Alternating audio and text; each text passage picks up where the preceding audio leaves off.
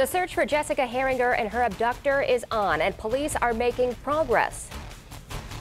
Every person that we interview, or in every tip that we receive that we can verify or check off the list that it's not involved, is one step closer we are to finding Jessica. Here's what's happened since daybreak. Police say they're going to bring back the man they interviewed until midnight last night. He has not been cleared. Officers briefed the family and they told us there's no update. And the family wants to do a ground search, but they can't because the land around the Exxon station is private. As for the man being re-questioned today, we're finding out that this is not unusual in this case. And 24 News 8's Amanda Jarrett has been in constant contact with the chief to learn what they're doing at this hour. Amanda.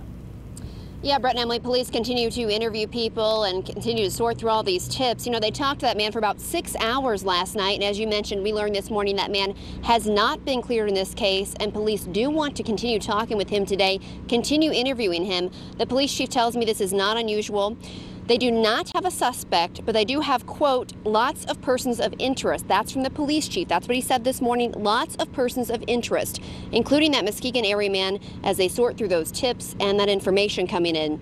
Now, the chief didn't have an exact number of how many people they've talked to, but they're bringing in people who they get tips about or who match the sketch or drive a minivan matching that description. Investigators are being very thorough with their interviews. They're looking at their confidence level as far as the likelihood this person is or is not involved in the crime. And if it's like a 50-50 thing, they're just not going to be sure one way or the other.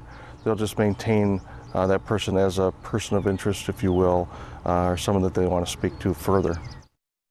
Of course, this is a long process as police hope to eventually zero in on a suspect. Now, we do know Jessica's family was briefed by police this morning. They're here in the parking lot again for the 4th day in a row, armed with flyers, hoping to continue to spread Jessica's face and get that word out there and bring her home safely.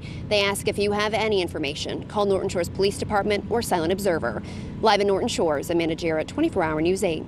Thank you, Amanda. We have several crews, in addition to Amanda, out there staked out in Norton Shores, staying on top of all the developments in this search for Jessica that's going on today and in the future. We, of course, will keep you updated all day long. You can find all that information at woodtv.com. We'll bring you live reports, too, starting tonight on 24 Hour News 8 at 5.